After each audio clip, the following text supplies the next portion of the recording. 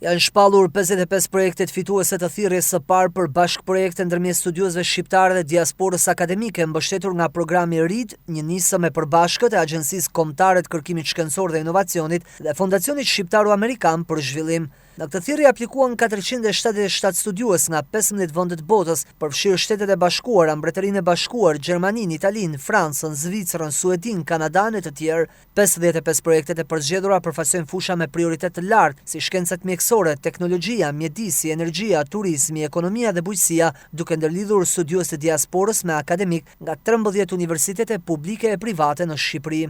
Sot më shumë se kur duhet të jemi të fokusuar është pikërisht mënyra e re se si do t'i qasemi rishikimit të kornizës kurikulare, të kurikulave bërthan dhe të programeve lëndore, për të cilën kemi marrë një vendim.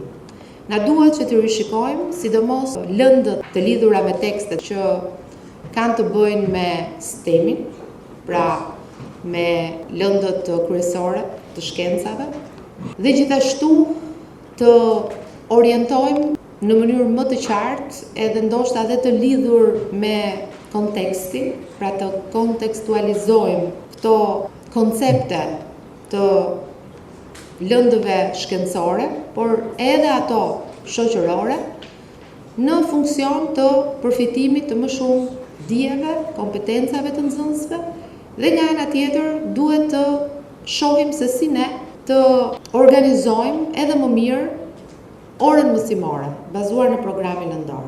Manasiriu foli edhe për rolin e akademikëve dhe studiuesve shqiptar në këtë program. Brenda 2 viteve të ardhshme, 654 laboratorë inteligjenti shtohen shkollave tona, duke bërë të mundur që programi i teknologjisë informacionit bashkë me programin e kodimit nga klasa e parë edhe në vijim pastaj rishikimit të kurikulës së ICT-s të mundet që të fillojë në të gjithë vendin për të gjithë fëmijët. Sot aplikohet për rreth 35.000 fëmijë të klasave të para, dyta, treta.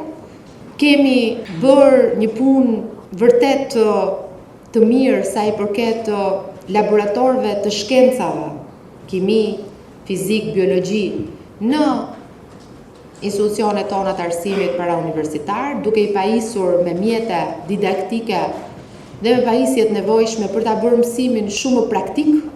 Kjo ditë sot duhet të shërbejë këtij qëllimi.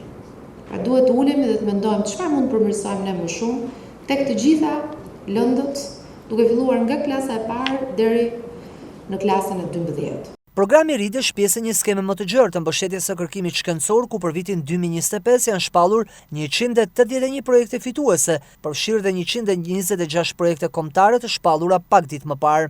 Me një rritje prej 15% të fondeve, krahasuar me vitin e kaluar, Shqipëria vijon të ndërtojë një ekosistem kërkimi të çëndrueshëm dhe të ndërkombëtarizuar.